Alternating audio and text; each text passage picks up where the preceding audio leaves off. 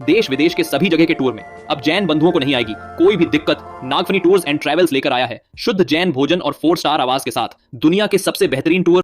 2025 के टूर की बुकिंग हो चुकी है प्रारंभ। आज ही संपर्क करके कराएं अपनी बुकिंग। संपर्क करें श्री महावीर जी, श्री भूपेंद्र जी, जैन। अद्भुत आचार्य ज्ञान सागर महाराज ने दयोदय काव्य लिखा चंपू से। एक को नहीं मारूंगा, बस तुम्हें एक देश से राग द्वेष नहीं करना, इतना करो।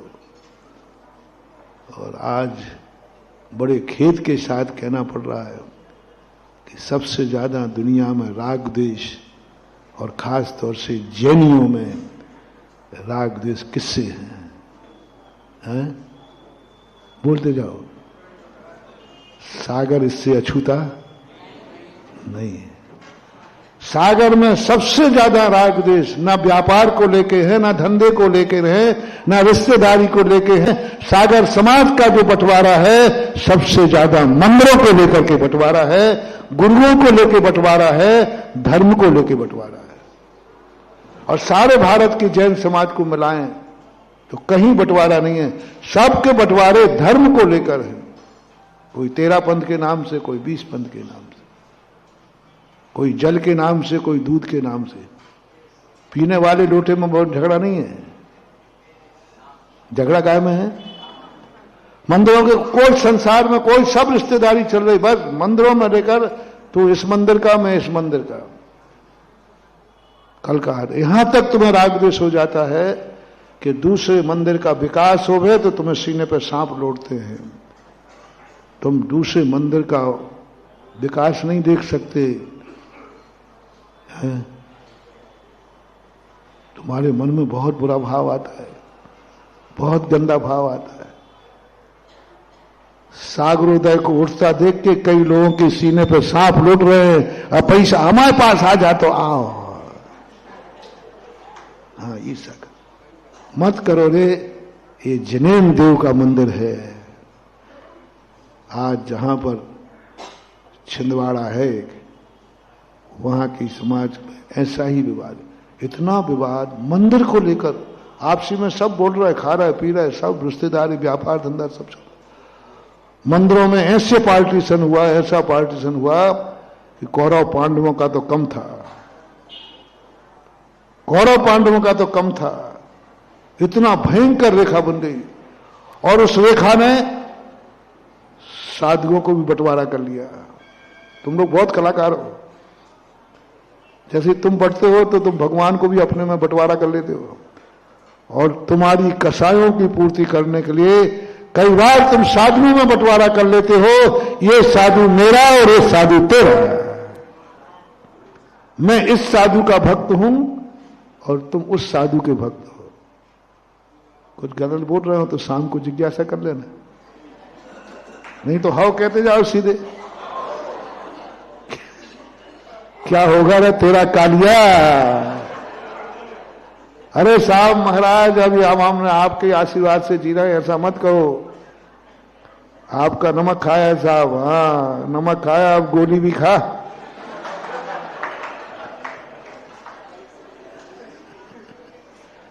क्या हो? साधुओं के बंटवारा कर दिए, एक संघ के साधुओं के बंटवारा कर दिए। मैं उस साधु का और मैं इस साधु का। संघों में तो बंटवारा कर ही दिए, संघ के अंदर बंटवारा कर दिए। कहां जाएंगे ये? क्या होगा ये इस साधु का, इस साधु का। एक बाप के बेटों में बंटवारा कर दिया, बंटवारा कर दिया। समाज कर रहे बंटवारा, मैं इस साधु का हूं एक ही संघ में। और दूर क्यों जाऊं? सतयुग जैसे आचार्य विद्यासागर महाराज, तीर्थंकर के रूप में रहने वाले, उनके भक्तों ने हमारे संघ में ही बंटवारा कर दिया और सागर उसमें नंबर 1 पर है। हम इसके, तुम इसके। लेकिन संघ में से तो जागो रे जागो। कहां जाओगे? क्या दुर्गति होगी? तुमने साधुओं को बांट लिया, एक संघ के साधुओं को बांट लिया और गर्व से कहते हैं हम तो फलाने साधु के हैं, हम तो फलाने साधु के हैं। ये शुरुआत होती है कब से मालूम आपको? जब तुम्हारे यहाँ साधु आता है तो वो इन महाराज के साथ जाएगा, वो इन महाराज के जाएगा, और बाद में कहता है मैं तो फलाने महाराज का भक्त हूं, उन्हीं के साथ जाता था। मैंने संग में और 10 साधु थे तो नहीं, मैं तो इस जहर को तुरंत मिटा दो। कोई व्यक्ति यदि साधु के साथ ज्यादा जाने लग जाए और कभी से दूसरे साधु की उपेक्षा करने लग जाए, तुरंत खत्म कर दो, ये बनेगा विश्व युद्ध का कारण, विनाश हो जाएगा। बहुत करुणा दया करके कह रहा हूं, मत डालना रे साधुओं भेंट। मुनि को नहीं मानना इतना पाप नहीं है, साधुओं को नहीं मानना इतना पाप नहीं है, साधुओं के दर्शन नहीं करना इतना पाप नहीं है, आहार नहीं देना इतना पाप नहीं है, प्रवचन नहीं सुनना इतना पाप नहीं है, नमोस्तु नहीं करना इतना पाप नहीं है। उससे भी खतरनाक पाप है साधु भक्त बनकर साधुओं में बंटवारा करना। कोई भी हो, मेरा दुश्मन भी हो, तो मैं उन्हें करुणा, बहुत करुणा दया करके निवेदन कर रहा हूं, मत करना, मत करना, मत करना। कोई तुम्हारे लिए विनाश रोक नहीं सकता विनाश से। कभी भी तुम्हारे मन में भी भाव आ जाए कि मैं इस पक्ष में हूं, उस पक्ष में, फाड़ करके साधुओं के भी 2 फाड़ करवा दिए। हम तो इन महाराज से, हम तो इन महाराज के करके, और दोनों एक बाप के महाराज, एक गुरु के चेले। ऐसा अनर्थकारी कार्य हुआ था वहां पर, जिस छिंदवाड़ा की मैं बात कह रहा हूं। बहुत समझाया मैंने कि मत करो, लेकिन बहुत समझाने के बाद मैंने पंचकाना ही टाल दिया। फिर बाद में जाकर के पंचकाणक तो होने, मैंने कहा भाई इनके निमित्त को लेकर अपन भगवान को क्यों छोड़े, ये लोग छोड़ रहे हैं तो छोड़ने दो। मैंने फिर प्रसाद सागर जी महाराज को तैयार किया, और आज ऐसा विशाल मंदिर बना। मैंने शिलान्यास किया था उसको, जब रामटेक में जब मैं गया आचार्य जी के वंदना करने के लिए, रास्ते में पड़ा तो आचार्य जी ने कह दिया था ठीक है, दूसरा रास्ता भी दे, बोले छिंदवाड़ा होके आ जाओ, शिलान्यास वगैरह कार्य। तो छिंदवाड़ा में किया था। इतना बढ़िया विशाल मंदिर, पाषाण का मंदिर बना है, बहुत अच्छा बना, मूर्ति बहुत अच्छी गई। हमने कहा, सोचा इन आपसी कसायों के कारण से भगवान क्यों बैठा रहे। भगवान बैठा रहा, एक द्वागर के अंदर एक भगवान जन्म कल्याणक के बाद 7 साल बैठे रहे। जन्म कल्याणक पे झगड़ा हो गया, गर्भ कल्याणक हो गया, जन्म कल्याण, और जन्म कल्याणक पर ऐसा झगड़ा हुआ, उसके बाद उनका दीक्षा कल्याणक। जब मैं गया वहां तो भगवान कहते हमारा तो जन्म भाव अकेला।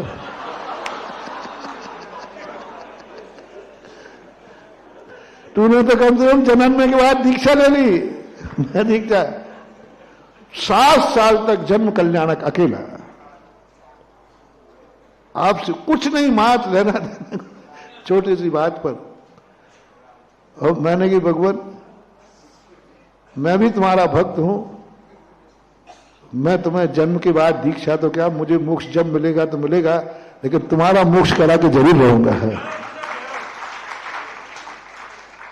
7 साल बाद उसका फिर किया, उपदेश दिया। मैंने क्यों, क्या कर रहे हो, कहां जाओगे, आपसी कसाय में भगवान के पंच कल्याणक रुके हुए, 7 जन्म कल्याणक किया। आज वो ठाठ से बहुत विशाल मंदिर है, सब लोग पूजन पाठ कर रहे हैं। ऐसे भाव मुझे आया छिंदवाड़ा के मंदिर को। मैंने कि भगवान बैठे रहे, बिना दर्द पूजा के बैठे रहे, लोग पूजा नहीं करें आपसी का। तो फिर मैंने प्रसाद साहब जी को तैयार किया, और वो भी तैयार हो गए। समय सागर जी महाराज ने भी आशीर्वाद दे दिया उनको, और आज के दिन वो ठाठ से भगवान का पंच कल्याणक हो रहा है। जहां खतरा होता है वहां बड़े ऑफिसर लोग निगरानी रखते हैं। मैं इस समय सागर में नहीं हूं, छिंदवाड़ा में हूं, और मेरी सुबह शाम पूरी निगरानी है। जैसे जब खतरा होता है तो पुलिस की गाड़ी घूमती है बीच में। ऐसे ही मैं बीच बीच में 24 घंटे में 2-5 बार छिंदवाड़ा होके आ जाता हूं, और सकुशल पंच कल्याणक के लिए और भगवान से कह रहा हूं, हे भगवान, आपकी प्रतिष्ठा के बाद ऐसा चमत्कार हो, ये पंच कल्याणक ऐसे अतिशयकारी हो कि सारी समाज एक होकर आपको नमोस्तु करे, पूजा होगा होगा होगा। जो अच्छे लोग हैं वे भगवान के पंच कल्याणक में कोई भेदभाव नहीं करेंगे। पंच कल्याणक में भेदभाव करते हो, ये मेरे ग्रुप से नहीं हो रहा है, मेरे ग्रुप से नहीं हो रहा। पंच कल्याणक में नहीं आते। कौन से मंदिर का हो रहा है? मुरारी का? अरे कटरा कह देगा, अपन को जाने से क्या मतलब। अच्छा, कटरा का होता है तो मुरारी वाले कहते अपन को क्या लेना देना। अरे नहीं महाराज, भाग्योदय का हो रहा है तो सागर वाले कहते वो जाने, सुभाष नगर जाने। अरे गोपालगंज का हो रहा है, कोई काकागंज का, कोई गोपालगंज का। क्या मचा रखा है महानुभाव। 100 योजन तक भी पंच कल्याणक हो, किसी का हो मंदिर में, उस पंच कल्याणक में तुरंत बिना भेदभाव के शामिल होने की बात सोचो। यदि ये कर लिया, 100 योजन कहा है, छोटा योजन भी लो तो 2 कोस का मान लो, तो कितने हो गए? 200 कोस, और 2 से जोड़ा 300 किलोमीटर है, लगभग 300 किलोमीटर एरिया में कहीं पंच कल्याणक हो, उस पंचकल्याणक को अपना पंचकल्याणक, अपने भगवान का पंचकल्याणक मान के जाना चाहिए।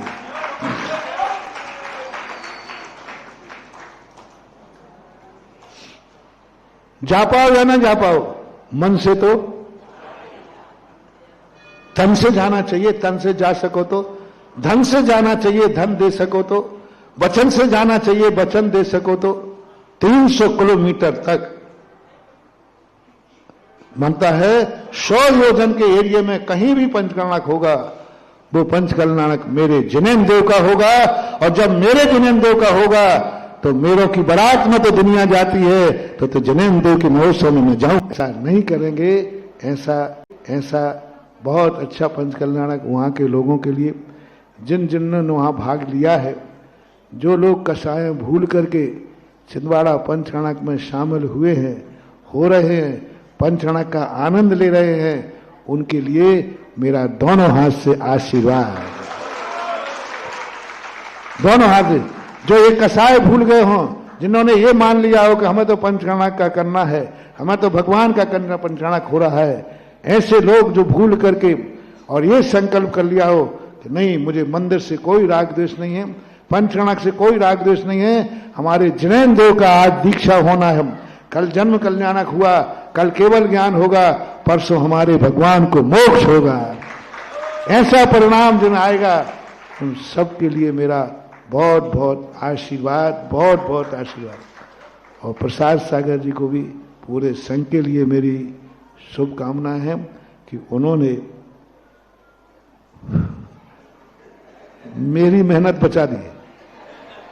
और मैं, क्योंकि इतना जाना आना अब थोड़ा तब बनता नहीं है, इसलिए, और उस छिंदवाड़ा की निमित्त से आज का प्रवचन सारे देश के नाम, खास तौर से अपने भक्तों के नाम है कि हे भक्त लोगों, कम से कम एक स्थान पर राग द्वेष नहीं, वस्तु से और